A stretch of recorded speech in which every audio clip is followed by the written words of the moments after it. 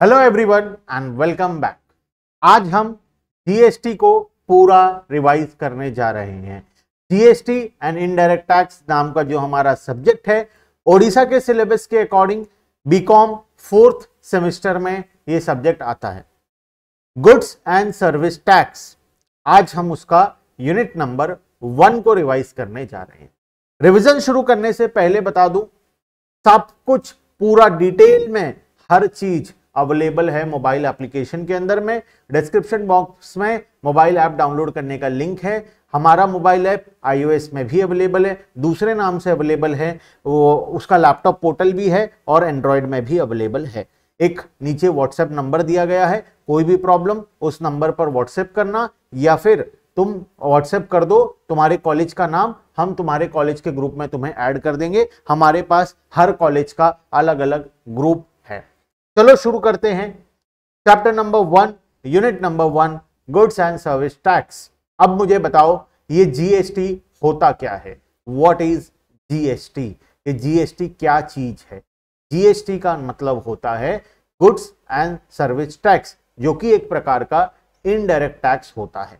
आज हम one shot में पूरा यूनिट 1 को रिवाइज करेंगे। डिटेल में तो हम पढ़ लिए हैं ऑलरेडी, नोट्स वीडियोस सब कुछ मिल गया है। अब हम रिवीजन के लिए वन शॉट का हेल्प लेंगे। एग्जाम से पहले, एग्जाम वाले दिन सुबह, एग्जाम के एक दिन पहले, आज से हर रोज हम वन शॉट को देखेंगे और पूरे चैप्टर्स को एक बार में रिवाइज करेंगे। ठीक है, आज शुरू कर रहे हैं यूनिट नंबर 1 जीएसटी का। तुम बताओ ये जीएसटी होता क्या है? तुम्हें तो पता है ना जीएसटी क्या होता है। जीएसटी एक प्रकार का इनडायरेक्ट टैक्स होता है।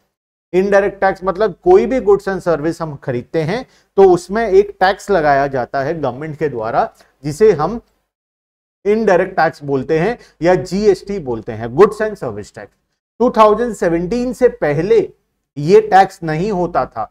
उस टाइम पे कुछ और टैक्सेस होते थे, service tax, VAT, CST, excise duty, ऐसे प्रकार के बहुत सारे टैक्सेस पहले होते थे 1 जुलाई 2017 से पहले। 1 जुलाई 2017 को गवर्नमेंट ऑफ इंडिया ने जीएसटी को लागू कर दिया पूरे इंडिया के ऊपर, और अब से हर एक प्रोडक्ट पर जीएसटी लगना शुरू हो गया। कब से? 2017 से, अगर हम देखें तो। ठीक है, जीएसटी के बारे में हम डिटेल में पढ़ने जा रहे हैं। आओ, सबसे पहला टॉपिक हमारा जो है constitutional provision regarding taxation in India. Constitution में क्या प्रोविजन लिखा गया है, गवर्नमेंट हमसे टैक्स क्यों ले रहा है। एग्जाम में क्वेश्चन आता है, what are the constitutional provision regarding taxation in India.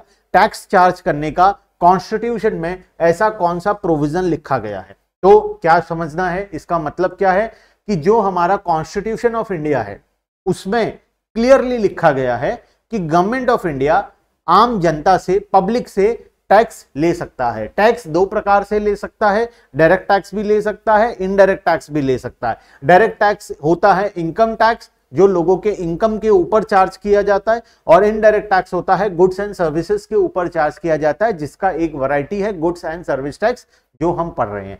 तो कॉन्स्टिट्यूशन में तो क्लियरली लिख दिया है। क्या लिखा है कॉन्स्टिट्यूशन में? The constitution of India is the foundation and source of power of all laws in India. Government of India को जो पावर मिला है कि हम पब्लिक से टैक्स चार्ज करेंगे, ये पावर उसको कौन दिया? ये कॉन्स्टिट्यूशन ऑफ इंडिया दिया है। कॉन्स्टिट्यूशन में लिखा है कि कोई भी स्टेट गवर्नमेंट या सेंट्रल गवर्नमेंट या लोकल अथॉरिटी, जिसको जो पावर दिया गया है उसके अकॉर्डिंग वो अपने पब्लिक से टैक्स चार्ज कर सकता है। क्लियर है बात?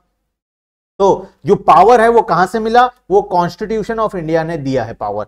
The taxation policy of the state aims to address its legitimate need to collect tax revenue to fund public service and eliminate competitive distortion faced by local industry, trade and commerce।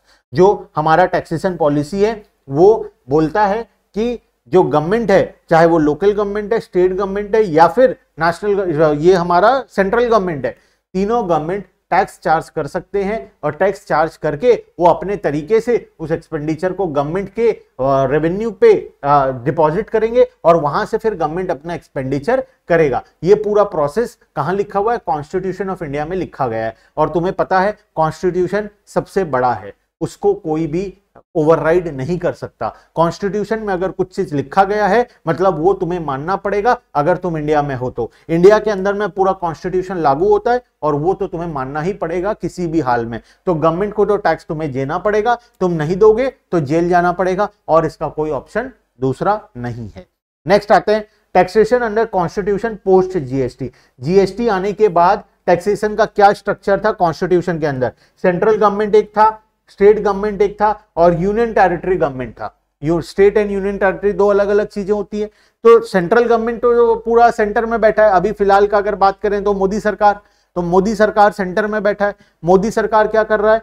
Tax charge कर रहा है। मोदी सरकार को कौन कौन सा tax charge करने का पावर है? वो इनकम टैक्स चार्ज कर सकता है, वो CGST central goods and service tax charge कर सकता है, IGST integrated goods and service tax charge कर सकता है, कस्टम ड्यूटी चार्ज कर सकता है और भी ऐसे छोटे मोटे कुछ टैक्सेस हैं जो डायरेक्टली मोदी गवर्नमेंट चार्ज करता है। बेसिकली अगर बात करें तो इनकम टैक्स जो कि एक प्रकार का डायरेक्ट टैक्स होता है, CGST central goods and service tax और दूसरा IGST integrated goods and service tax. ये दो जो टैक्सेस होता है ये सेंट्रल गवर्नमेंट का टैक्सेस होता है। अब बात करते हैं स्टेट गवर्नमेंट क्या चार्ज करता है। स्टेट गवर्नमेंट एसजीएसटी चार्ज करता है, मतलब state goods and service tax SGST. और क्या चार्ज करता है? Excise on liquor as far as GST has not been implemented on liquor and petrol। Liquor and petrol के ऊपर जीएसटी नहीं था तो इस वजह से जो स्टेट गवर्नमेंट है वो उसके ऊपर पुराना जो एक्साइज ड्यूटी था जो 2017 से पहले चलता था ना, 2017 के बाद जीएसटी जब से आया उसके बाद भी कुछ प्रोडक्ट में पुराना सिस्टम ही चल रहा था। जैसे कि उसमें से alcoholic liquor for human consumption था, पेट्रोल, डीजल, क्रूड ऑयल, ये सारी चीजों पर हमारा पुराना टैक्सेशन सिस्टम ही चल रहा है। तो वो जो पुराना टैक्सेशन सिस्टम है उसमें एक्साइज ड्यूटी का पावर किसको दिया गया है? स्टेट गवर्नमेंट को दिया गया। सेंट्रल गवर्नमेंट क्या चार्ज करेगा? Central government sir income tax charge करेगा, सीजीएसटी चार्ज करेगा, आईजीएसटी चार्ज करेगा और कस्टम्स चार्ज करेगा। ये चार चीज याद रखना। चारों प्रकार का टैक्स किसको जाएगा? सेंट्रल गवर्नमेंट को जाएगा। स्टेट गवर्नमेंट क्या चार्ज करेगा? एसजीएसटी चार्ज करेगा और एक्साइज ड्यूटी चार्ज करेगा। जो जो प्रोडक्ट पे एक्साइज है, 99% प्रोडक्ट पर आज के दिन में और एक्साइज ड्यूटी नहीं लगता है। कुछ ही प्रोडक्ट ऐसे रह गए हैं जो जीएसटी के अंदर आज के दिन में नहीं आते हैं तो उसके ऊपर अभी भी एक्साइज ड्यूटी लगता है। Union territory UT GST, union territory के पास पावर है कि वो यूटी जीएसटी चार्ज करेगा। क्लियर है बात? Yes sir. आते हैं next, power of taxation under constitution. Constitution में किसको क्या पावर दिया गया है, कौन से आर्टिकल के अंदर पावर दिया गया है? जनरली यहां से शॉर्ट क्वेश्चन आता है, लॉन्ग क्वेश्चन जनरली यहां से नहीं आता है एग्जाम में, ठीक है। यूनियन लिस्ट के अंदर सेक्शन नंबर 246(1) में लिस्ट 1 ऑफ शेड्यूल 7th और schedule to the constitution, 7th schedule के लिस्ट नंबर 1 में लिखा गया है। क्या लिखा गया है? Power to make law, parliament, central government. Central government power, central government या फिर पार्लियामेंट के पास पावर है कोई नया रूल्स एंड रेगुलेशन बनाने का। ये कहां लिखा गया है? 7th schedule of the constitution list number 1। 7th number schedule में बहुत सारे लिस्ट हैं, उसका जो पहला लिस्ट है वहां पर लिखा गया है जिसको यूनियन लिस्ट बोलते हैं। Power to state law, parliament, central government. Parliament या सेंट्रल गवर्नमेंट के पास पावर है लॉ, रूल्स एंड रेगुलेशन बनाने का, ठीक है। स्टेट लिस्ट का बात करते हैं, 246(3) में लिखा गया है 7th schedule of the constitution. अब की बार लिस्ट नंबर 2 है, लिस्ट नंबर 2 में लिखा गया है। यूनियन लिस्ट का कहां पर था? लिस्ट नंबर 1 में था। स्टेट लिस्ट का बात करें तो वो लिस्ट नंबर 2 है। शेड्यूल वही है 7th शेड्यूल, लेकिन लिस्ट नंबर बदल गया, ठीक है। अब यहां पर क्या है? स्टेट्स से रिलेटेड जितना भी लॉ है वो कौन बनाएगा? स्टेट गवर्नमेंट बनाएगा। Power to make law, state government. जो स्टेट से रिलेटेड जितना भी लॉ है वो स्टेट गवर्नमेंट के पास पावर है कि वो अपना रूल्स एंड रेगुलेशन खुद बनाएगा। आते हैं कॉन्करेंट लिस्ट के अंदर में। कॉन्करेंट लिस्ट भी कहां पर है? वही list number 2, 7th schedule of the constitution में कॉन्करेंट लिस्ट दिया गया है। पावर टू मेक लॉ इसमें दोनों के पास है, सेंट्रल और स्टेट गवर्नमेंट। कॉन्करेंट लिस्ट जो होता है वो दोनों का होता है, बोथ स्टेट एंड सेंट्रल। ये दोनों के लिए होता है, स्टेट गवर्नमेंट के लिए भी होता है, सेंट्रल गवर्नमेंट के लिए भी होता है। ध्यान रखना बच्चों, हम 1 शॉट में रिवाइज कर रहे हैं और रिवीजन में हम इस तरीके से रिवीजन करेंगे कि सारा कॉन्सेप्ट जो हम पहले पढ़े हैं सब कुछ हमें याद आ जाए। जो बच्चे पहले नहीं पढ़े हैं वो भी अभी पढ़ सकते हैं। एग्जाम्स के लिए, बीकॉम एग्जाम के लिए अगर तुम 2 दिन भी अच्छे से पढ़ाई कर लो तो मेरे हिसाब से एक बार एग्जाम में अच्छा मार्क्स लाने के लिए बहुत सफिशिएंट होता है।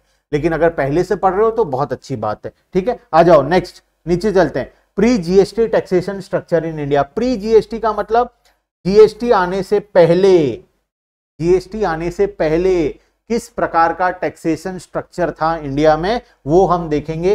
Pre GST taxation structure in India क्या था, तुम बताओ। सर जीएसटी आया 1 जुलाई 2017 को, उससे पहले जीएसटी नहीं होता था। तो उस टाइम पे बहुत प्रकार का टैक्सेस चार्ज किया जाता था, जैसे कि वैल्यू एडेड टैक्स था, सर्विस टैक्स था, जीएसटी था, सेंट्रल सेल्स टैक्स था, एक्साइज ड्यूटी था, और इस प्रकार के बहुत सारे छोटे मोटे, ऑक्ट्रॉय था, ऐसे बहुत सारे छोटे मोटे और टैक्सेस चार्ज किया जाता था। अब तुम सोच कर देखो, एक प्रोडक्ट में अगर इतने वैरायटी ऑफ टैक्सेस चार्ज किया जाएगा तो एज अ बिजनेसमैन मुझे कितना प्रॉब्लम होगा। मुझे सर्विस टैक्स का भी रिटर्न भरना पड़ेगा, सर्विस टैक्स के डिपार्टमेंट जाना पड़ेगा, वहां का टैक्स देना पड़ेगा। मुझे वैट के डिपार्टमेंट में जाना पड़ेगा, वहां का सारे कंप्लायंसेस करने पड़ेंगे, वहां पर टैक्स देना पड़ेगा। मुझे एक्साइज ड्यूटी के ऑफिस जाना पड़ेगा, वहां का सारा कंप्लायंस करूंगा, वहां पर टैक्स दूंगा। मुझे उसके बाद ऑक्ट्रॉय वाले के पास जाना पड़ेगा, सेंट्रल सेल्स टैक्स वाले के पास जाना पड़ेगा। तो मैं क्या दिन भर एक ऑफिस से दूसरा ऑफिस ही जाता रहूं? मुझे कोई काम धंधा नहीं है, मेरा बिजनेस नहीं है, क्या मैं गुनहगार हूं कि मैं बिजनेस कर रहा हूं? तो पहले बहुत सारी प्रॉब्लम थी। कब? 1 जुलाई 2017 से पहले वैरायटी ऑफ टैक्सेस थे, अलग अलग चीजों पे अलग अलग प्रकार का टैक्स लगता था। अगर तुम दूसरे स्टेट से खरीद रहे हो माल, मान लो मैं उड़ीसा में हूं और मैं छत्तीसगढ़ से सामान मंगाता हूं, तो छत्तीसगढ़ से सामान जब आएगा उसके ऊपर सेंट्रल सेल्स टैक्स लग जाएगा, सीएसटी लग जाएगा। विद इन ओडिशा है तो वैट लग जाएगा, गुड्स है तो वैट लगेगा, सर्विस है तो सर्विस टैक्स लग जाएगा, मैन्युफैक्चरिंग हो रहा है तो एक्साइज ड्यूटी लग जाएगा। अरे भाई इतने वैरायटी ऑफ टैक्सेस हैं, तो इसका कंप्लायंसेस और मैनेजमेंट बहुत ही ज्यादा डिफिकल्ट हो रहा था, और इसके वजह से डबल टैक्सेशन हो रहा था। एक ही इंसान को बार बार एक ही प्रोडक्ट के ऊपर अलग अलग डिपार्टमेंट में टैक्स देना पड़ रहा था। कास्केडिंग इफेक्ट जिसको बोलते हैं हम लोग, कि टैक्स के ऊपर फिर से टैक्स चार्ज होता था, ये बार बार होते जा रहा था, जिसके वजह से बहुत सारे प्रॉब्लम्स आ रही थी। तो ये सभी प्रॉब्लम को सॉल्व किया गया जब टैक्सेशन स्ट्रक्चर चेंज हुआ 1 जुलाई 2017 को। तो अभी हम देख रहे हैं जीएसटी से पहले क्या टैक्सेशन स्ट्रक्चर था। आ जाओ देखते हैं tax structure in India before GST. GST के आने से पहले क्या टैक्सेशन स्ट्रक्चर इंडिया के अंदर में था। डायरेक्ट टैक्स का बात करें तो income tax, wealth tax, corporate tax, state duty tax, e tax, ये वैरायटी के टैक्सेस लगते थे डायरेक्ट टैक्स के अंदर में। इनडायरेक्ट टैक्सेस में सेंट्रल गवर्नमेंट चार्ज करता था customs, CST, state government charge करता था VAT, excise, local body charge करता ऑक्ट्रॉय, एंट्री टैक्स एक्सेट्रा। अलग अलग वैरायटी के गवर्नमेंट अलग अलग प्रकार का टैक्सेस चार्ज करते थे पहले। इनडायरेक्ट टैक्स के अंदर में central government, state government, local body अलग अलग वैरायटी का टैक्स चार्ज करता था। एक ही प्रोडक्ट के ऊपर मुझे बार बार टैक्स, अच्छा यहाँ सर्विस टैक्स भी है, यहाँ सर्विस टैक्स भी चार्ज करता था। सेंट्रल गवर्नमेंट कस्टम तो चार्ज करता था, सेंट्रल सेल्स टैक्स सीएसटी भी चार्ज करता था, और सर्विस टैक्स भी चार्ज करता था। वहीं पर स्टेट गवर्नमेंट देखें तो वैट, एक्साइज ड्यूटी चार्ज करता था, और लोकल बॉडी और छोटे मोटे बहुत प्रकार के चेक गेट्स होते थे। याद है बचपन में कहीं मामा घर जाते थे तो रास्ते में चेक गेट आता था, हर जगह कुछ 20, 30, 50, 100 रुपए का रसीद कटवाना पड़ता था, बार बार ये प्रॉब्लम आती थी। ये सब लोकल बॉडी टैक्सेस के अंडर में आता है। ठीक है, तो इस प्रकार का बहुत सारा टैक्सेशन था पहले 1 जुलाई 2017 से पहले। ठीक है, अब ये सारा कुछ कन्वर्ट हो गया है जीएसटी के अंदर में। ठीक है, आ जाओ नेक्स्ट, जीएसटी क्या होता है, what is GST, one of the important question for your exams. GST क्या होता है, ठीक है, आओ देखते हैं। जीएसटी के अंदर कुछ इंपॉर्टेंट पॉइंट्स है, यहां पर मैं पूरा समराइज्ड वे में लिख कर लेकर आया हूं। पीपीटी जो बना है तुम्हारा पूरा समराइज्ड वे में तुम्हारे प्रिपरेशन के लिए स्पेसिफिकली ये पीपीटी बनाया गया है। ठीक है, तो पीपीटी का पूरा फायदा उठाओ, अच्छे तरीके से पढ़ाई करो। रिवीजन करने के लिए है, डिटेल में पढ़ना है एग्जाम में लिखने के लिए, तो प्रॉपर नोट्स मोबाइल ऐप में अवेलेबल है। ठीक है, आ जाओ देखो, GST is a value added tax levied on supply. जब भी हम कोई गुड्स एंड सर्विस सप्लाई करेंगे तो उस पर जीएसटी लगेगा, ये तो हमें पता ही है। GST offers comprehensive and continuous chain of tax credit from the producers point. Continuous and comprehensive chain of tax credit, इसका मतलब हम कोई सामान खरीदे और किसी को बेचे तो जिससे खरीदे थे उस पे जो जीएसटी था वो माइनस हो जाएगा, वो इनपुट के तौर पे हमें मिल जाएगा, हमें टैक्स क्रेडिट के नाम पर मिल जाएगा। जैसे मान लेते हैं, मैं एक एग्जांपल ले लेता हूं। ठीक है, यहां पर फिर से आएगा point continuous chain of tax credit. तो ये पॉइंट को अच्छे तरीके से 2 मिनट में मैं तुम्हें समझा देता हूं। A B C, A B को बेचा 1 लाख रुपए का सामान प्लस 18,000 रुपए जीएसटी, 1,18,000। बी सी को बेचा वही सामान 2 लाख रुपए प्लस जीएसटी, 18% 2 लाख का कितना होता है, 36,000 रुपए। तो 2,36,000 का सामान बी किसको बेच दिया, सी को बेच दिया। ठीक है, अब ये बी का अगर पॉइंट ऑफ व्यू देखें तो बी को जीएसटी कितना मिला, सी ने बी को पे किया होगा कितना, 36,000, लेकिन बी ने ए को कितना पे किया है, 18,000। तो इसके पास बैलेंस जो 18,000 बचा, ये कहां चला जाएगा, गवर्नमेंट के पास चला जाएगा। तो अगर मैं मिस्टर बी का कैलकुलेशन करूं तो बी का क्या होगा, आउटपुट लायबिलिटी कितना होगा, 36,000 minus input credit, input tax credit जिसको बोलते हैं, ये जो लिखा ना continuous chain of tax credit, input tax credit कितना मिलेगा, 18,000, जो ये ऑलरेडी ए को पे कर चुका है। बी ए को दिया होगा ना पैसा, सामान जब खरीदा कितना, 1,18,000 दिया होगा। उस 1,18,000 में 18,000 रुपए जीएसटी का वो ऑलरेडी मिस्टर ए को दे चुका है। मिस्टर सी 2,36,000 दिया मिस्टर बी को, तो मिस्टर बी के पास जीएसटी के नाम का कितना पैसा आया, 36,000 आया। 2 लाख तो सामान का आया, ठीक है, 36,000 रुपए हमारा गुड्स का आ गया। तो बी के पास 36,000 आया, 18 वो ऑलरेडी दे चुका है, बैलेंस उसके पास बच गया 18,000। वो ये किसको दे देगा, ये 18,000 जो बचा ये पे कर देगा गवर्नमेंट को, गवर्नमेंट के पास जाकर डिपॉजिट कराएगा 18,000 रुपए। इसको बोलते हैं continuous chain of tax credit. A को जो पे किया वो उसे इनपुट टैक्स क्रेडिट पर मिल गया। ये कंटिन्यूअस चेन चलता जाएगा। अगर सी डी को बेचता है, डी ई को बेचता है, ई एफ को बेचता है, तो ये लोग भी सब अपना अपना इनपुट लेते हुए आगे चलेंगे। तो इसको बोलते हैं हम continuous chain of tax credit. ठीक है, क्लियर है बात, yes. Third point, the supplier at each stage is permitted to avail credit of GST paid on purchase of goods। वो जितना परचेज किया है उस पर जो भी जीएसटी था उसका क्रेडिट उसे मिल जाएगा। जैसे मिस्टर बी को 18,000 का क्रेडिट मिल गया। 3 इंपॉर्टेंट पॉइंट को समझेंगे। Value added tax, GST is a value added tax. 1 lakh में खरीदा, 2 लाख में बेचा, मेरा प्रॉफिट कितना हुआ, 1 लाख का।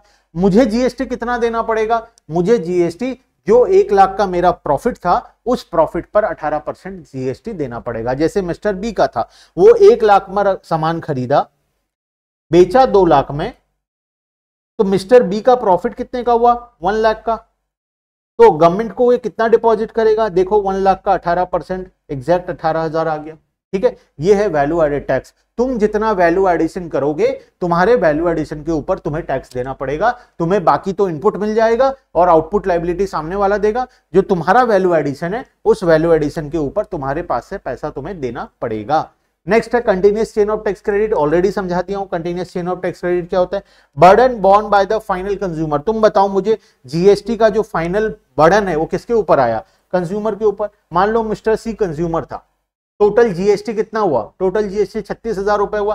किसके पॉकेट से गया, मिस्टर सी के पॉकेट से गया, क्योंकि मिस्टर सी के जो प्रोडक्ट का प्राइस था उस पे 36,000 जीएसटी ऑलरेडी इंक्लूडेड था। अगर मिस्टर सी के ऊपर बर्डन नहीं आता तो उसे प्रोडक्ट कितने का पड़ता, उसे प्रोडक्ट सिर्फ 2 लाख का पड़ता, लेकिन उस पे 18% जीएसटी ऐड हो गया तो 2,36,000 रुपए हो गया। तो जो 36,000 रुपए जीएसटी का है वो अल्टीमेटली कौन दिया, वो अल्टीमेटली फाइनल कंज्यूमर दिया। फाइनल कंज्यूमर जो है मिस्टर सी, बी को दे दिया, बी ए को दे दिया, ए गवर्नमेंट को डिपॉजिट कर दिया। देखो मिस्टर सी ने मिस्टर बी को 36,000 रुपए दिया जीएसटी का, मिस्टर बी उसमें से 18,000 ए को दे चुका था ऑलरेडी, बैलेंस 18 क्या किया, गवर्नमेंट के पास डिपॉजिट कर दिया। मिस्टर ए के पास जो 18 है वो 18 क्या करेगा, वो गवर्नमेंट के पास डिपॉजिट कर देगा। बेसिकली ए और बी पेमेंट करेंगे गवर्नमेंट को, लेकिन वो पैसा किसका है, वो पैसा मिस्टर सी का है। सी ने बी को दिया, बी ने ए को दिया, ए ने गवर्नमेंट को दिया, सी ने बी को दिया, बी ने उसमें से कुछ हिस्सा गवर्नमेंट को डायरेक्टली दे दिया। अल्टीमेटली सारा पैसा सी का है और सी के ही पॉकेट से वो पैसा जा रहा है। यही लिखा हुआ है, burden borne by the final consumer. जो प्रोडक्ट को कंज्यूम करेगा उसके पॉकेट से जीएसटी का पैसा जाएगा। ये हो गया point number 3। Point number 4, no cascading effect. Cascading effect क्या होता है, एक बार फटाफट से समझ लेते हैं। डिटेल में तो मैं सब कुछ समझाया हूं, लेकिन मेरे प्यारे बच्चे, तुम डिटेल वीडियो कहां पढ़ते हो अच्छे तरीके से। मुझे पता है बहुत से बच्चे बहुत सीरियसली पढ़ाई करते हैं, लेकिन कुछ बच्चे नालायक हैं, और उन नालायक बच्चों को देखते हुए मुझे लगता है कि चलो यार एक बार फिर से बता दिया जाए। ठीक है, तो सुनो ध्यान से। अब कास्केडिंग इफेक्ट क्या होता है, मान लो ए ने बी को सामान बेचा,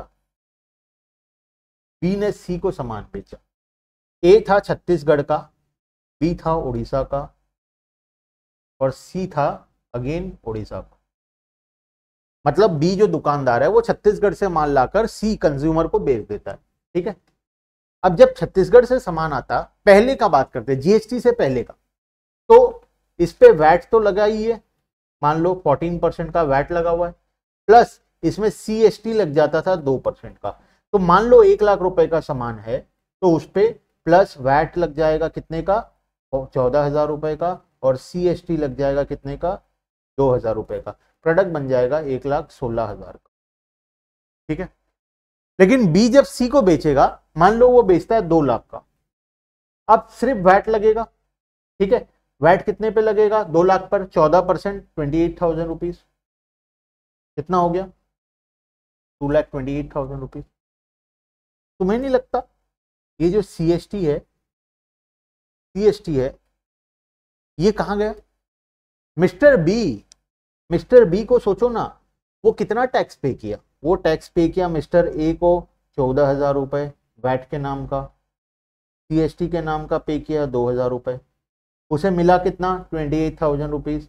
अब 28 जो मिला है वो 14,000 रुपए वैट का दिया है, 2,000 सीएसटी का दिया है। लेकिन तुम्हें क्या लगता है, अब जब वैट डिपॉजिट करने का बारी आएगा, क्या 28,000 में से ये दोनों माइनस होगा, नहीं, सिर्फ वैट ही माइनस होगा। सीएसटी जो दिए थे वो गया पानी में, जैसे होता ना एक मछली पानी में गई छपाक, वैसे ही सीएसटी पानी में गया छपाक, 2,000 रुपए गया, 14,000 माइनस हो गया, बचा 14,000।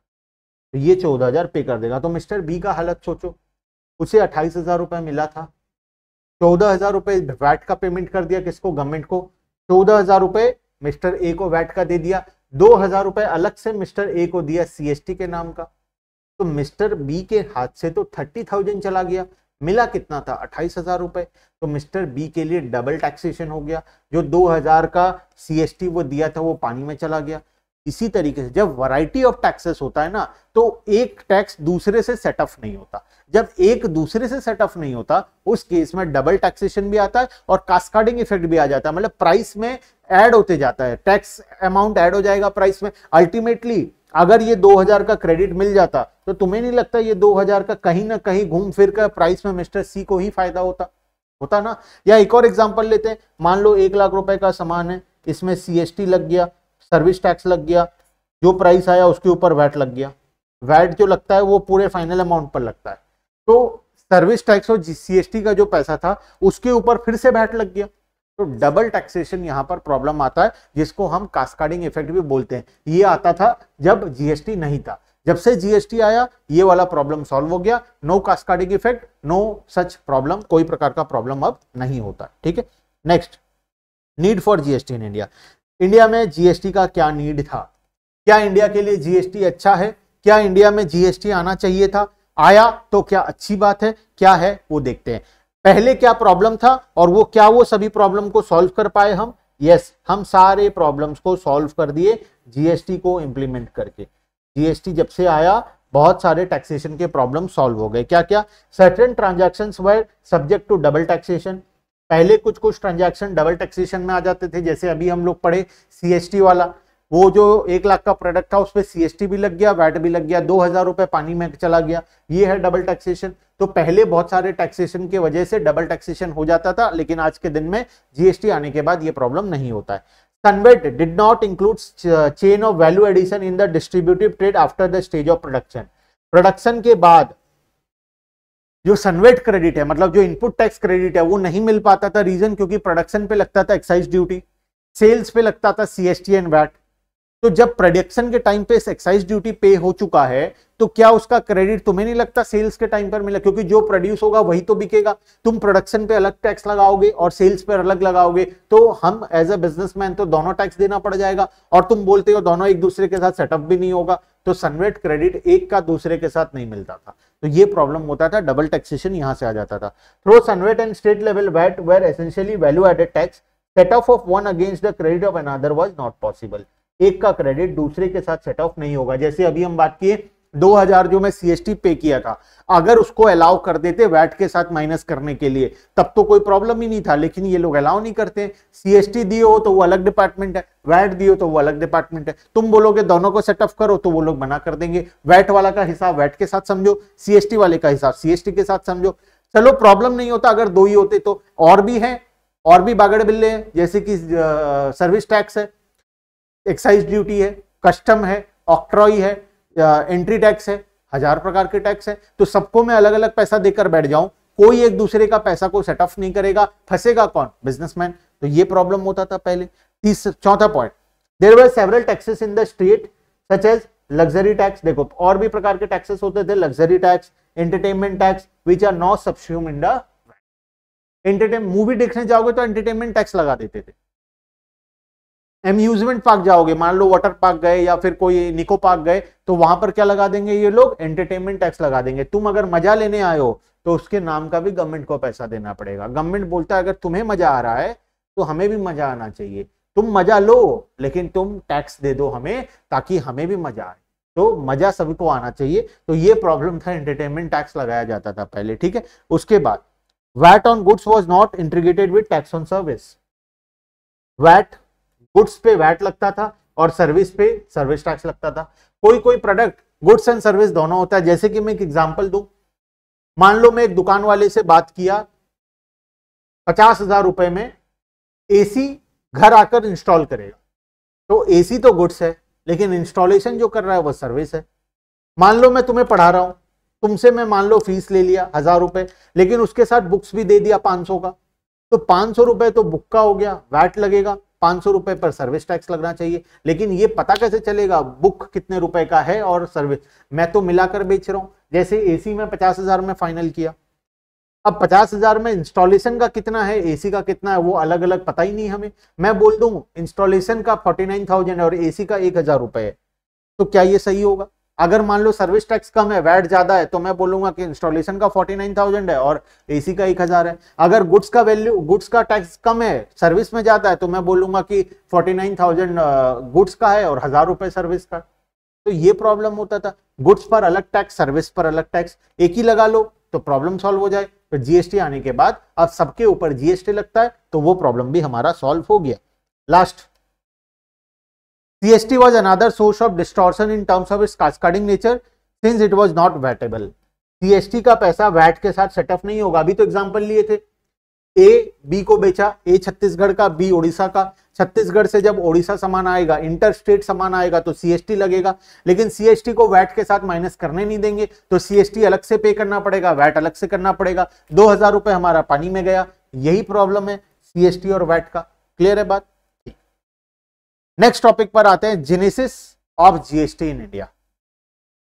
इंडिया में जीएसटी कैसे आया, कौन एप्लीकेबल किया, कब ये माइंड में थॉट आया था कि हमें जीएसटी लेकर आना है, और कैसे करके वो जीएसटी पूरा इंप्लीमेंट हुआ, आज हम देखेंगे जेनेसिस ऑफ जीएसटी के अंदर में। देखो ईयर 2000 कितनी साल पहले, बहुत पुराना बात हो गया। In the year 2000 the then prime minister introduced concept of GST and set up a committee to design the GST model of the country। Year 2000 में जीएसटी के बारे में पहली बार बात हुआ था। उस टाइम का प्राइम मिनिस्टर जो था वो एक अलग से कमिटी बनाया था और जीएसटी को इंप्लीमेंट करने के लिए बहुत सारे डिसीजंस लिया था। फिर सो गया, 2000 के बाद सो गया। 6 साल के बाद नींद खुला, तो 6 साल के बाद announcement by union finance minister, उस टाइम जो फाइनेंस मिनिस्टर थे, during the budget 2006-7 that GST would be introduce from 1 अप्रैल 2010 से जीएसटी को एप्लीकेबल करेंगे बोल के अनाउंसमेंट कर दिए। कब? 2006-7 में। मतलब वो सोच रहे हैं, देखो ना, 2006-7 में वो अनाउंसमेंट ही कर रहे हैं कि हम 4 साल बाद ही इंप्लीमेंट करेंगे, मतलब अभी हम फिर से सोएंगे। लेकिन 2006 के बाद ये लोग ऐसा नशा करके सोए, ऐसा नशा करके सोए, डायरेक्ट कब उठे? 2014 में। और 2014 में क्या हुआ था? मोदी जी आ गए थे।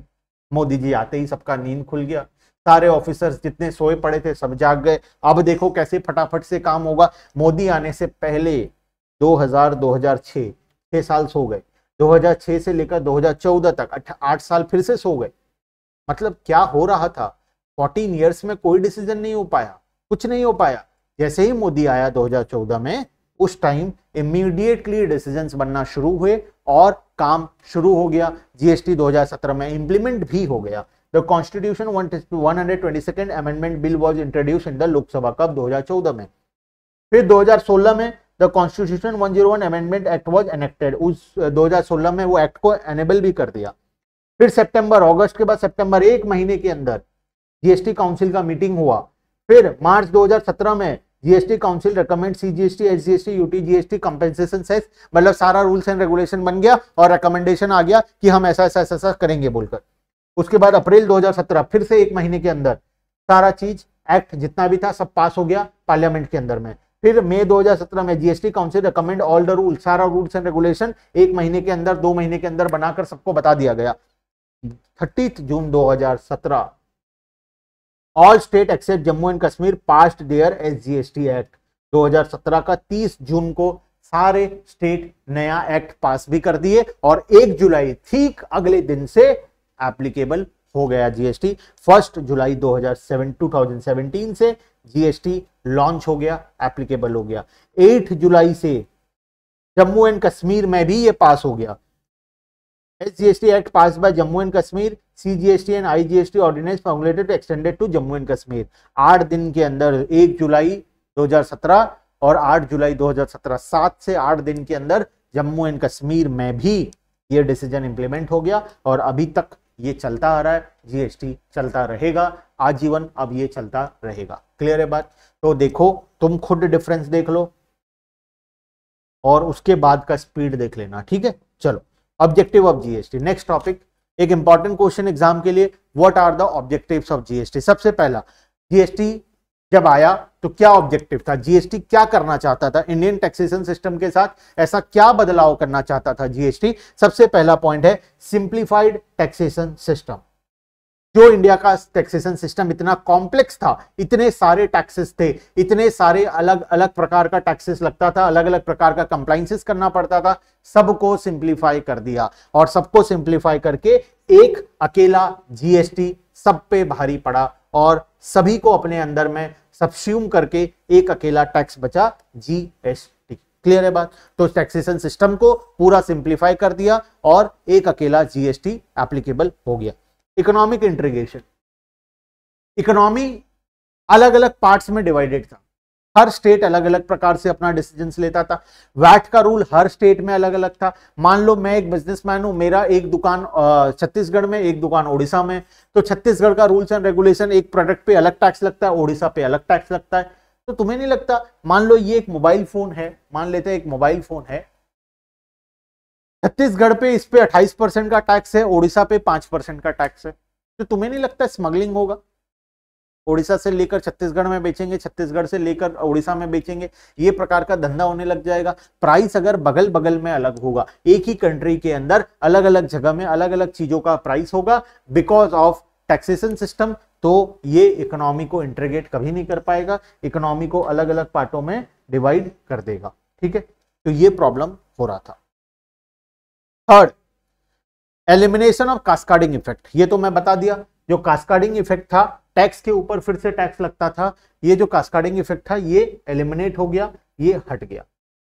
ब्रॉडनिंग टैक्स बेस, पहले बहुत सारे लोग टैक्सेशन सिस्टम से बच जाते थे, अब बहुत सारे लोग टैक्स सिस्टम के अंदर आ गए। जो टैक्स का बेस था, जो जितने लोगों से हम पहले टैक्स चार्ज करते थे, अब ये बेस बड़ा हो गया, सबके ऊपर जीएसटी एप्लीकेबल हो गया, तो बहुत सारे और लोग आ गए सिस्टम के अंदर में जो टैक्स देना शुरू कर दिए। प्रमोटिंग कॉम्पिटिटिवनेस, अब एक स्टेट दूसरे स्टेट, एक सप्लायर दूसरे सप्लायर के साथ कंपटीशन कर पा रहा है। रीजन, हर जगह टैक्सेशन सेम है, हर जगह प्राइसेस अब सेम होने लगा है, तो कंपटीशन इससे अच्छा खासा होना शुरू हो गया। ट्रांसपेरेंसी एंड अकाउंटेबिलिटी, जीएसटी में सारा चीज पूरा क्लियर एंड ट्रांसपेरेंट है और हर एक चीज का पूरा प्रॉपर अकाउंटेबिलिटी सेट किया गया है। हर एक डॉक्यूमेंट्स ऑनलाइन होता है, कुछ भी ऑफलाइन नहीं है, सारे रिटर्न्स ऑनलाइन जमा करने हैं, घर बैठकर जमा करना है, ए टू जेड ट्रांसपेरेंसी के साथ और अकाउंटेबिलिटी के साथ काम होता है। Boost to economic growth, GST आने के बाद तुम तो देखे ही इकोनॉमी में कैसा ग्रोथ आया है। अगर तुम शेयर मार्केट को देखते हो तो देख सकते हो, तुम 2017 से देख लेना शेयर मार्केट में क्या ग्रोथ आया है और आने वाले सालों में और कितने तेजी से ग्रोथ आने वाला है। तो इकोनॉमिक ग्रोथ को तो बहुत ज्यादा बूस्ट मिला है जीएसटी आने से। और यूनिफॉर्म टैक्स रेट, ये सबसे इंपॉर्टेंट है, क्योंकि एक ही कंट्री के अंदर एक प्रोडक्ट पर अलग अलग वैरायटी से अलग अलग जगह अलग अलग अमाउंट का टैक्स लगता था, जो कि गलत था। अब पूरे इंडिया में अगर मोबाइल फोन के ऊपर 18% टैक्स है तो पूरे इंडिया में 18 ही लगेगा, कहीं पर भी अलग नहीं लगेगा, जिसके कारण हर जगह इस मोबाइल फोन का प्राइस सेम होगा, तो प्रॉपरली कंपटीशन होकर अच्छे तरीके से बिजनेस हो पाएगा। क्लियर है बात? तो ये सारे ऑब्जेक्टिव्स थे जीएसटी के अंदर। साइलेंट फीचर्स ऑफ जीएसटी और स्कोप ऑफ जीएसटी। हाँ, तो साइलेंट फीचर्स ऑफ जीएसटी और स्कोप ऑफ जीएसटी, क्या क्या साइलेंट फीचर्स हैं, क्या क्या स्कोप है, फटाफट से पढ़ेंगे। थ्योरेटिकल पॉइंट है और बहुत सारे पॉइंट्स हैं इसके अंदर में। ठीक है, सबसे पहला, GST is a consumption based tax. जो कंजम्पशन करेगा उसे टैक्स देना पड़ेगा, मतलब फाइनल बर्डन उसे देना पड़ेगा।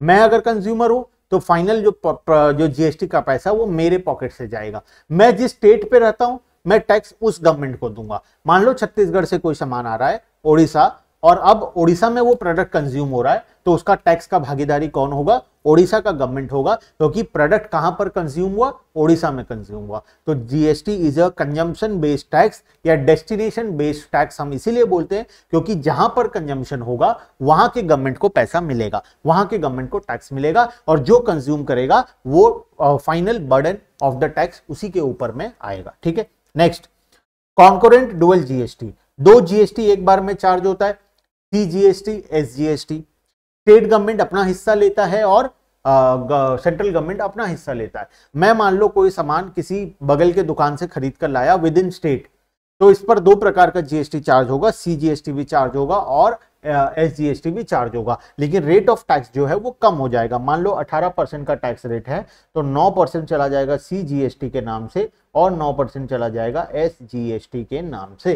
तो इसे हम बोलते हैं dual GST, dual system of GST. Under GST both central and state government will levy GST concurrently, दोनों जीएसटी एक साथ चार्ज करेंगे।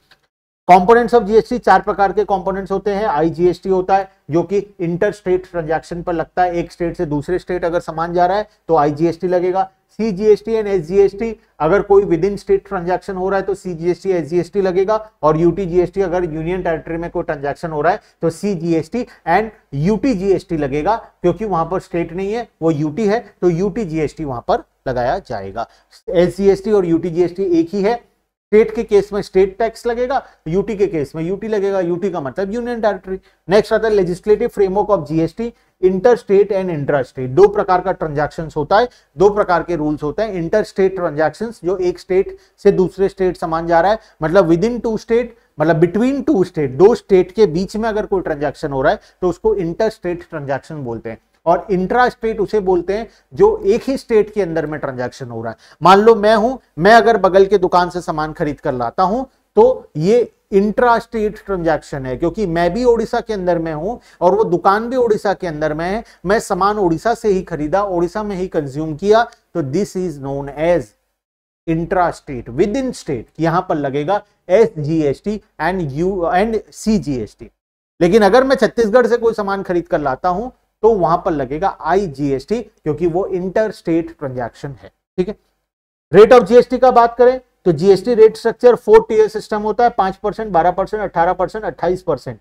कोई आइटम पर 5% लगता है, किसी में 12, 18, 28, 0% भी लगता है, 3% भी लगता है गोल्ड के केस में। Basically majority of the product में ये 4 प्रकार का रेट लगाया जाता है। 0-3% बहुत ही कम प्रोडक्ट पर, 0% एसेंशियल कॉमोडिटी दाल चावल पर है, 3% जो होता है गोल्ड ज्वेलरी पर होता है, और बाकी ऐसे 5%, 12%, 18%, 28% तो बाकी सभी गुड्स के ऊपर में लगाया जाता है।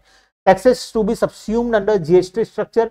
जब जीएसटी आया तो कौन कौन सा टैक्स उसके अंदर में सब्स्यूम हो गया? बहुत सारे सेंट्रल टैक्सेस, बहुत सारे स्टेट गवर्नमेंट के टैक्सेस जीएसटी खा गया। जीएसटी आया और बहुत सारे छोटे छोटे टैक्सेस को खा गया, बहुत सारे सेंट्रल गवर्नमेंट के टैक्सेस को खा गया, बहुत सारे स्टेट गवर्नमेंट के टैक्सेस को खा गया। Next, IGST for inter state transaction. जो भी इंटर स्टेट ट्रांजैक्शन होगा उस पर आईजीएसटी लगेगा, ये तो मैं पहले भी तुम्हें बता चुका हूं। Input tax credit chain, input tax credit का जो चेन है वो भी सिस्टम हम ऑलरेडी समझ लिए कि इनपुट टैक्स क्रेडिट किस प्रकार से चार्ज किया जाएगा। ठीक है, चलो नेक्स्ट आते हैं। Taxable event in GST. GST में टैक्सेबल इवेंट कब होता है? टैक्सेबल इवेंट तब होता है जब कोई भी गुड्स या सर्विस का सप्लाई होगा।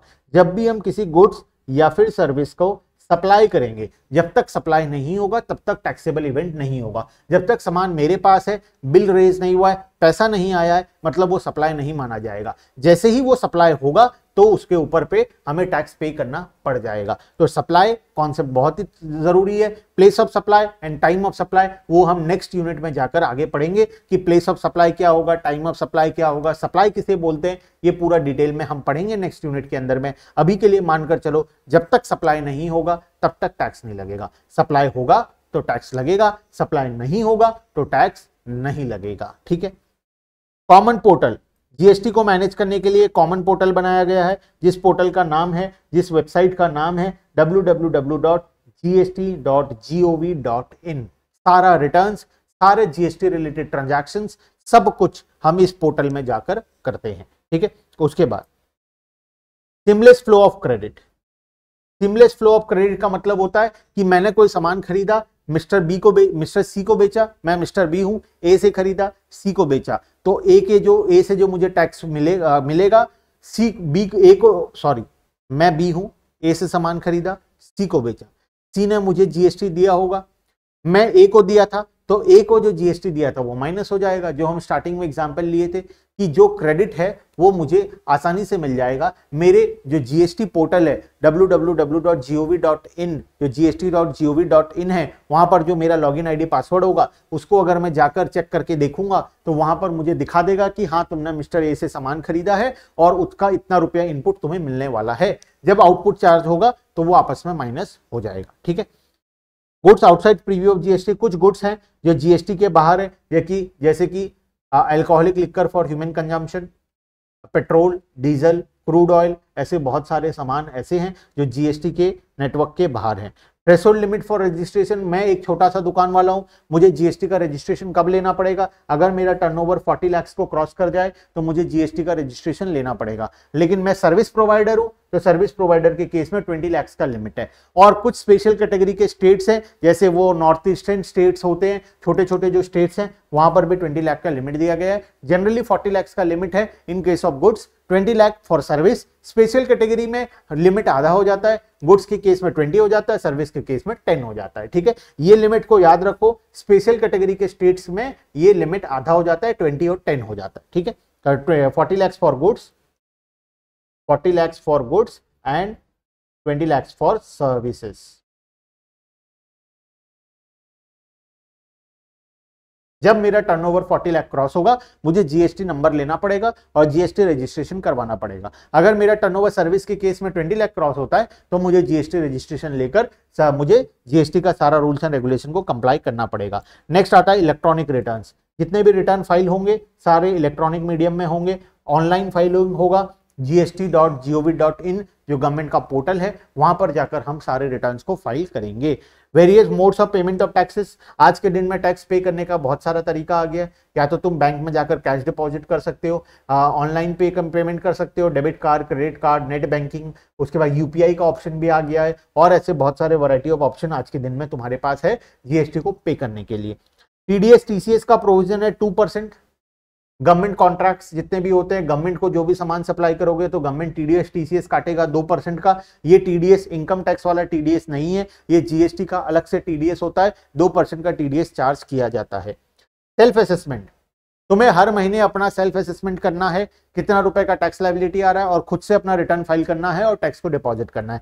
System of self assessment of taxes payable by the registered person is prompted under GST. GST बोलता है कि तुम अपना असेसमेंट खुद करो, तुम अपना कैलकुलेशन खुद करो और आकर जीएसटी चुपचाप से डिपॉजिट कर दो। अगर हम करेंगे तो बड़ा दिक्कत होगा, बेटर है तुम खुद ही कर लो, ठीक है। एंटी प्रॉफिटेरिंग ऑथोरिटी, अगर कोई आदमी गलत काम कर रहा है, जीएसटी का कोई पैसा चोरी कर रहा है, जीएसटी का पैसा खा जा रहा है, लोगों को बेनिफिट नहीं दे रहा है, तो उस केस में कौन आएगा? एंटी प्रॉफिटेरिंग ऑथोरिटी नाम का एक ऑथोरिटी बनाया गया है। जैसे कि जीएसटी रेट है, मान लो कोई प्रोडक्ट का प्राइस है 118 रुपए, 100 रुपए प्राइस है प्लस 18 रुपए जीएसटी है, 118 हो गया। अगर गवर्नमेंट इस पर जीएसटी का रेट को कम कर देता है, 18% से मान लो 5% कर देता है, तो तुम्हें क्या लगता है प्रोडक्ट का प्राइस कितना होना चाहिए? 105 होना चाहिए। लेकिन दुकान वाला अभी भी कितने में बेच रहा है? 118 में बेच रहा है। वो क्या बोलता है? वो बोलता है ऐसा कर लो सर, प्रोडक्ट का प्राइस को बढ़ा लो, प्रोडक्ट का प्राइस 113 कर दो, 5 रुपए जीएसटी, 118 कर लो। क्या ये सही है? पहले प्रोडक्ट 100 रुपए का था, अब तुम प्राइस नहीं बढ़ा सकते। जीएसटी का जो बेनिफिट है वो तुम्हें प्राइस को कम करके कंज्यूमर को देना पड़ेगा। ये कौन इंश्योर करता है? एंटी प्रॉफिटेरिंग ऑथोरिटी इसे इंश्योर करता है कि कोई भी दुकान वाला जीएसटी का जो बेनिफिट है वो कंज्यूमर को दे, ना कि खुद रख ले, ठीक है। Next, composition scheme. बहुत सारे लोगों को डॉक्यूमेंट्स मेंटेन करने में बहुत प्रकार की दिक्कतें आती है, कितना इनपुट हुआ, कितना आउटपुट हुआ, अकेले इंसान है, बिजी इंसान है, छोटे छोटे दुकान वाले हैं, तो उस केस में कॉम्पोजिशन स्कीम को लेकर आया गया। अगर तुम्हारा टर्नओवर 1.5 करोड़ रुपए से कम है, 1.5 करोड़ पर ईयर में कम है, तो उस केस में तुम कॉम्पोजिशन स्कीम के अंदर में रजिस्टर कर सकते हो। तुम अगर ट्रेडिंग बिजनेस हो, तुम्हें 1% का जीएसटी पे करना होगा अपने टर्नओवर के ऊपर, बात खत्म। डायरेक्टली जितना रुपए का माल बेचे 1% उसका जीएसटी पे कर दो, तुम्हारा बात खत्म, ठीक है। वैसे ही सर्विस के केस में 5% है, मैन्युफैक्चरिंग के केस में 2% है। इस प्रकार से तुम अपना जीएसटी जमा कर दो, बात खत्म। तुम्हें ना कोई डॉक्यूमेंट मेंटेन करने की जरूरत है, ना इनपुट आउटपुट को चेक करने की जरूरत है, ना कुछ करने की जरूरत है। चुपचाप अपना सेल्स अमाउंट में से, टर्नओवर में से एक फिक्स परसेंटेज पे कर दो, बात खत्म। ये किसके लिए है? छोटे छोटे बिजनेसमैन जिसका टर्नओवर 1.5 करोड़ रुपए से कम है। Classification of goods and service. GST में गुड्स एंड सर्विस को अलग अलग कैटेगरी में क्लासिफाई किया जाता है, जिसको हम HSN कोड बोलते हैं।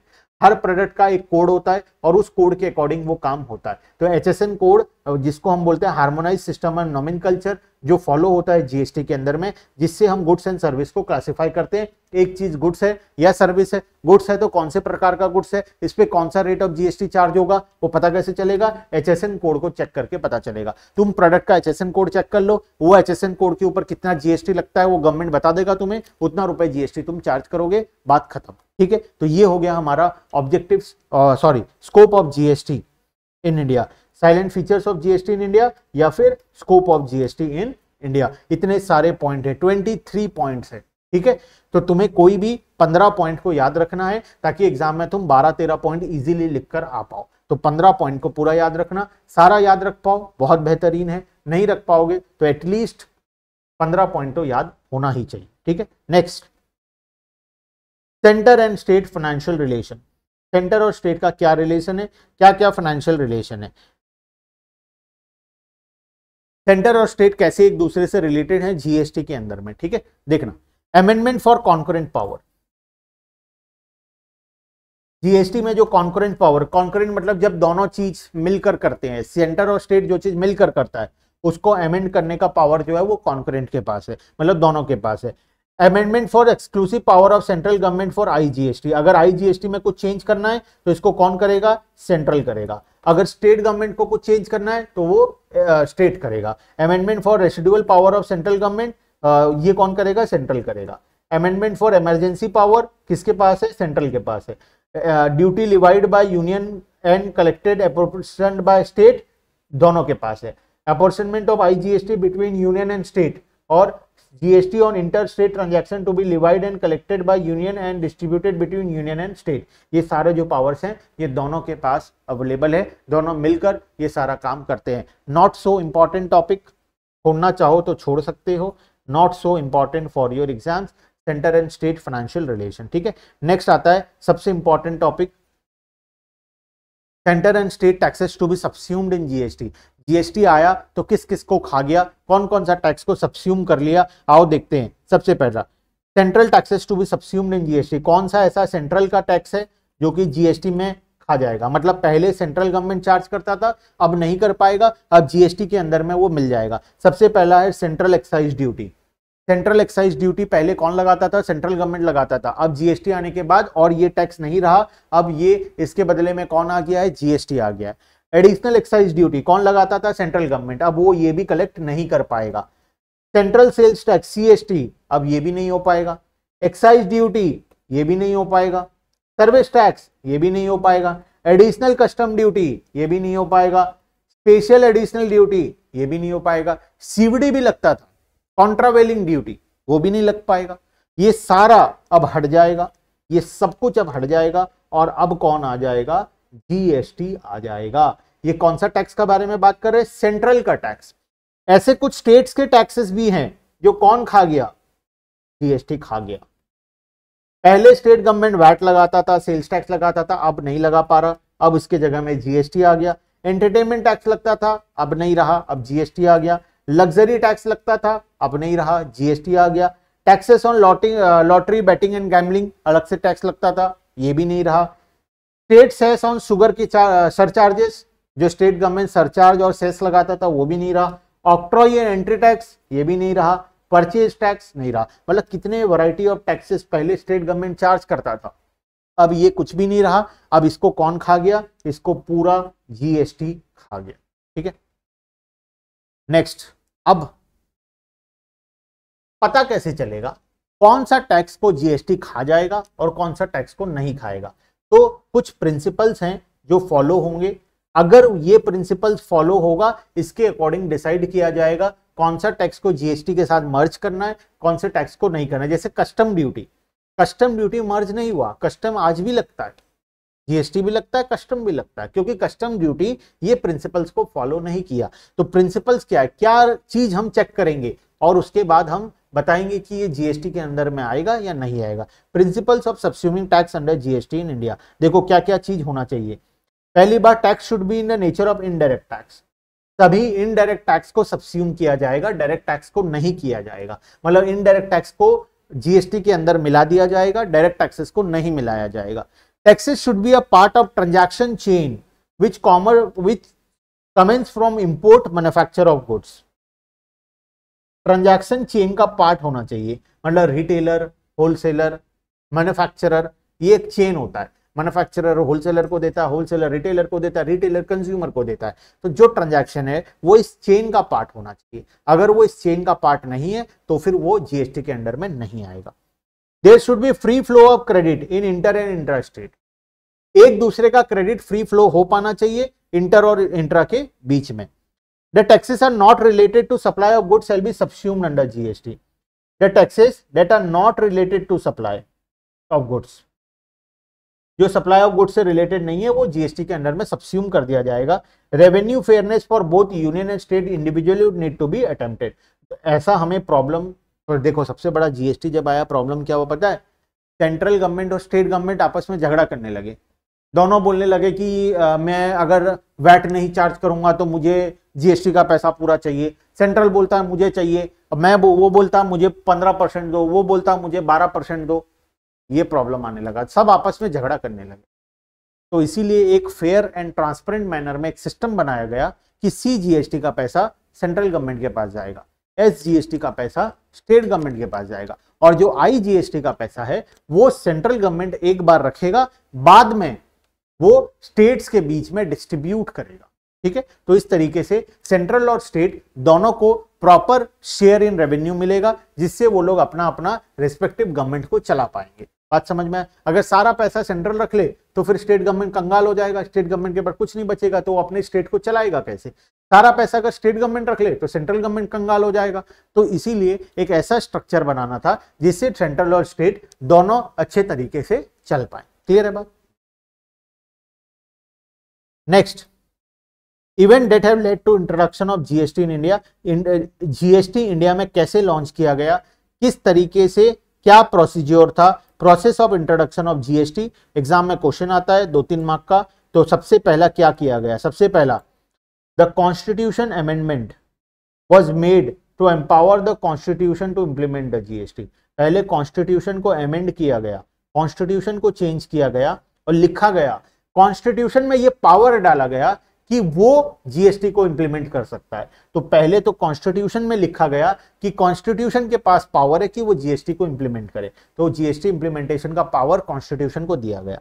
Then GST statutes were form and GST act was pass. फिर जीएसटी के स्टैट्यूट्स को बनाया गया और जीएसटी एक्ट को पार्लियामेंट में पास किया गया।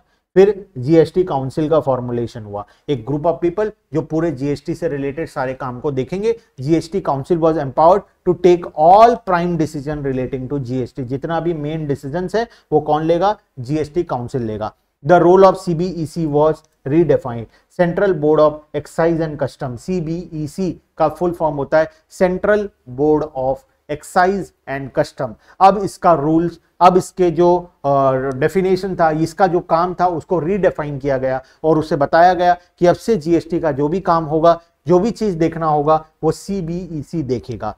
उसके बाद IT backbone was created by GSTN, goods and service tax network. वो एक वेबसाइट बनाया और पूरे इंफ्रास्ट्रक्चर को सेट किया, पूरा आईटी इंफ्रास्ट्रक्चर को लगाया ताकि हर लोग उस पर रिटर्न फाइल कर सके, हर कोई अपना डेटा को एक्सेस कर सके और सारा काम हो पाए। ये प्रोसेस था पूरे जीएसटी को इंडिया में इंप्लीमेंट करने का। क्लियर है बात? नेक्स्ट आता है डुअल जीएसटी। डुअल जीएसटी के बारे में हम ऑलरेडी पढ़ चुके हैं। डुअल जीएसटी क्या होता है, जब सेंटर और स्टेट दोनों मिलकर जीएसटी लगाते हैं। किसी भी ट्रांजैक्शन में सेंटर और स्टेट दोनों भागीदारी होते हैं, दोनों जीएसटी लगाते हैं, क्योंकि जीएसटी के अंदर सेंटर का भी नुकसान हुआ, स्टेट का भी नुकसान हुआ। सेंटर का भी बहुत सारा टैक्स जीएसटी खा गया, स्टेट का भी बहुत सारा जीएसटी खा गया। तो अब जब टैक्स लगाया जाएगा, जीएसटी लगाया जाएगा तो दोनों लगाएंगे। इसीलिए डुअल जीएसटी में सीजीएसटी भी चार्ज होता है और एसजीएसटी भी चार्ज होता है। ये पूरे को हम डुअल जीएसटी बोलते हैं। एक बार से रीड कर लेना, पूरे टॉपिक में वही लिखा गया है कि कोई भी ट्रांजैक्शन में डुअल जीएसटी होता है। सेंटर और स्टेट मिलकर टैक्स लगाते हैं और मिलकर सारा पैसा को कलेक्ट करते हैं, फिर आपस में वो लोग डिवाइड करते हैं। ठीक है। उसके बाद बेनिफिट ऑफ जीएसटी, बड़ा टॉपिक है। अगेन बेनिफिट क्या हुआ जीएसटी का, तुम बताओ, इतना सारा टॉपिक रिवाइज कर चुके हो। जीएसटी का बेनिफिट देखते हैं। Boost to make in India initiative. जब कास्केडिंग इफेक्ट हट गया, टैक्स ऑन टैक्स हटा दिया गया, रूल्स एंड रेगुलेशन सिंप्लीफाई हो गए, टैक्स स्ट्रक्चर सिंप्लीफाई हो गया, तो बहुत सारे लोग इंडिया में बिजनेस करना शुरू किए। पहले डरते थे कि सर्विस टैक्स वाला उठाकर ले जाएगा, वैट वाला उठाकर ले जाएगा। अब एक ही है जीएसटी, एक ही से निपटना है, तो अब कोई नहीं डरता। अब मेक इन इंडिया इनिशिएटिव को बहुत ज्यादा बूस्ट मिला। Next, elimination of multiple taxes and double taxation. बहुत प्रकार का टैक्स हटा दिया गया और डबल टैक्सेशन हट गया, अब सिंगल टैक्स जीएसटी बचा। Creation of unified national market. Unified national market मतलब इंडिया को एक मार्केट माना गया। पहले स्टेट वाइज अलग अलग मार्केट था, हर स्टेट में प्रोडक्ट का प्राइसेस अलग अलग था, बिकॉज ऑफ टैक्स का रेट अलग अलग था। कहीं पर 5% टैक्स था, कहीं पर 20% टैक्स था, तो टैक्स की वजह से प्राइस बदल जाता था। अब पूरे इंडिया में कॉमन हो गया। अब इंडिया एक single market, unified national market के नाम से आ गया। Migration of ill effect of cascading. जो कास्केडिंग इफेक्ट था वो हटा दिया गया। पहले कास्केडिंग इफेक्ट मतलब टैक्स ऑन टैक्स, ये हट गया। GST and widened the tax base. बहुत सारे लोग पहले टैक्स नहीं देते थे, टैक्स के नेटवर्क से बचे हुए थे। अब जीएसटी आने के बाद उन लोगों को जीएसटी में रजिस्टर करना पड़ा और वो जीएसटी नेटवर्क के अंदर में आ गए। बियॉन्ड से to the government revenue. Government का रेवेन्यू बहुत तेजी से इंक्रीज हुआ। जैसे तुम देख सकते हो डेटा उठाकर, अभी लास्ट बहुत हाईएस्ट रेवेन्यू चल रहा है। 1.5 लाख करोड़ 2 लाख करोड़ का मंथली जीएसटी का रेवेन्यू गवर्नमेंट का हो रहा है। इतना रेवेन्यू पहले कभी भी गवर्नमेंट का टैक्स स्ट्रक्चर से नहीं होता था। Free flow of trade through out the country. पहले एक स्टेट से दूसरे स्टेट जाने के लिए चेक पोस्ट वगैरह होते थे, आज कुछ नहीं है, क्योंकि अब पूरा इंडिया एक सिंगल मार्केट हो गया। पहले स्टेट अलग अलग थे, उड़ीसा से छत्तीसगढ़ जाओगे तो बीच में गेट आ जाता था, वहां पर लाइन लगाकर खड़े रहो, क्योंकि रेट ऑफ टैक्स अलग अलग है। तो माल लेकर जाओगे तो सीएसटी देना पड़ेगा, तो बहुत प्रकार का प्रॉब्लम होता था एक स्टेट से दूसरे स्टेट माल ले जाने में, सामान ले जाने में। अब इंडिया एक सिंगल मार्केट है, एक मार्केट के अंदर में मूवमेंट में कोई फर्क नहीं है, तो एक जगह से दूसरी जगह तुम सामान आराम से लाना ले जाना कर सकते हो। और क्या बेनिफिट्स है? Seamless flow of credit. Purchase का जो टैक्स है, इनपुट टैक्स, वो आसानी से तुम्हें सेल्स पर माइनस हो जाएगा, एक का क्रेडिट दूसरे में आराम से फ्लो हो रहा है। इजी टैक्स कंप्लायंस, एक ही डिपार्टमेंट से लड़ना है, एक ही रिटर्न फाइल करना है, आराम से हो सकता है। पहले इतने सारे थे, नहीं हो पाता था, अब इजीली हो पा रहा है। यूनिफॉर्मिटी इन टैक्स रिड्यूस टैक्स इवेजन, पहले टैक्स का चोरी ज्यादा होता था क्योंकि इतने सारे प्रकार के टैक्सेस थे, इतने प्रकार का कंप्लायंसेस था, गवर्नमेंट खुद नहीं कर पाता था, गवर्नमेंट खुद चेक नहीं कर पाता था। अब एक ही है तो टैक्स का जो चोरी है वो भी कम हो गया है। सिंप्लीफाइड एंड ऑटोमेटेड प्रोसीजर, सब कुछ ऑनलाइन है गवर्नमेंट के पोर्टल में, और everything is automatic, nothing is manual, तो सब कुछ ऑटोमेटिक हो गया है। टेक्नोलॉजी बैकअप ऑफ जीएसटी, जो जीएसटी का नेटवर्क है जीएसटीएन, पूरे टेक्नोलॉजी को बैकअप के तौर पर प्रॉपरली इंडिया के अंदर में मैनेज कर रहा है। Benefit of business and industry, benefit for business and industry, सभी बिजनेस को, सभी इंडस्ट्री को जीएसटी आने से बेनिफिट हुआ है। एक तो कंप्लायंस का बर्डन कम हो गया, लिटिगेशन का चांसेस कम हो गया, फाइन्स एंड पेनल्टीज कम हो गए, एक ही टैक्स पे करना है, एक ही रिटर्न्स फाइल करने हैं, तो बहुत प्रकार का सुविधा होने लगा। प्लस मेक इन इंडिया में बूस्ट आया, easy flow of goods from one state to another state, वो भी आसान हो गया। तो बहुत सारे बेनिफिट जीएसटी का इंडिया को मिला है। गवर्नमेंट को टैक्स रेवेन्यू में बूस्ट मिला। उसके बाद benefit for central and state government, एक तो जीएसटी का कलेक्शन बढ़ गया, टैक्स का बर्डन, टैक्स को मैनेजमेंट करने का बर्डन कम हो गया, एक ही डिपार्टमेंट है, कम एम्प्लॉइज होंगे, आराम से टैक्स को मैनेज कर पाएंगे। बेनिफिट फॉर कंज्यूमर्स, हम कंज्यूमर को क्या बेनिफिट मिला, कास्केडिंग इफेक्ट हट गया, तो प्रोडक्ट का प्राइसेस कम हो गया, जीएसटी आने से प्रोडक्ट का प्राइस कम हो गया। रिडक्शन इन प्राइसेस, वही पॉइंट है, बेनिफिट टू कंज्यूमर या फिर reduction in prices. Fair treatment of indigenous industries, बहुत सारे इंडस्ट्रीज को फेयर ट्रीटमेंट मिला। पहले बहुत सारे इंडस्ट्रीज ऐसे थे जो अलग अलग डिपार्टमेंट के चक्कर में पड़े हुए थे, अलग अलग प्रकार का टैक्सेस लगता था, मैन्युफैक्चरिंग पे एक्साइज ड्यूटी लगता था, सेल्स पर वैट लगता था, सर्विस पर सर्विस टैक्स लगता था, तो ये प्रॉब्लम होता था। Harmonising levy and collection of tax, self assessment, खुद से असेसमेंट करो, पे करो, गवर्नमेंट इंटरफेयर नहीं करेगा, लेकिन गलत करोगे, चोरी करोगे तो गवर्नमेंट फिर असेसमेंट करेगा। तो ये सारा प्रोसेस हमारा बेनिफिट ऑफ जीएसटी के अंदर में आता है। अप्रॉक्स हम 17-18 पॉइंट पढ़े हैं, 10 से 12 पॉइंट तुम्हें याद होने चाहिए मिनिमम कैटेगरी में, ठीक है, मिनिमम से मिनिमम 10 से 12 पॉइंट तुम्हें याद होना चाहिए। अब दो छोटे छोटे टॉपिक्स हैं जो सेल्फ स्टडी करना है, डायरेक्ट वर्सेस इनडायरेक्ट टैक्स, दोनों का डिफरेंस बहुत ही आसान है। मैं सारे हेडिंग पॉइंट्स को लिख दिया हूं यहाँ पर, इसको यूज करके बस लिखते जाना है किसमें क्या होगा, किसमें क्या नहीं होगा। और एक डिफरेंस है pre GST versus GST resign, GST से पहले क्या था, जीएसटी के बाद क्या है। पूरे टॉपिक का अगर अंडरस्टैंडिंग हो गया है तो ये भी तुम आराम से कर सकते हो। इसका भी मैं डिफरेंस बिटवीन का पॉइंट लिख दिया हूं, तुम्हें खाली दोनों के बारे में एक एक लाइन मेंशन करना है। पूरे नोट्स में प्रॉपर्ली दिया गया है, वहां से आराम से पढ़ के तुम कर सकते हो, या फिर ये वाला टॉपिक खुद से भी कर सकते हो। क्लियर है बात? तो यहां पर हमारा कंप्लीट होता है वन शॉट जीएसटी का यूनिट नंबर 1 का। इसी तरीके से हम यूनिट नंबर 2, 3, 4 और बाकी सभी सब्जेक्ट का हम लोग वन शॉट का वीडियोस लेकर आएंगे, रिवीजन करवाएंगे तुम्हारे साथ। ठीक है, चलो आज के लिए इतना ही। Bye bye everyone and thank you.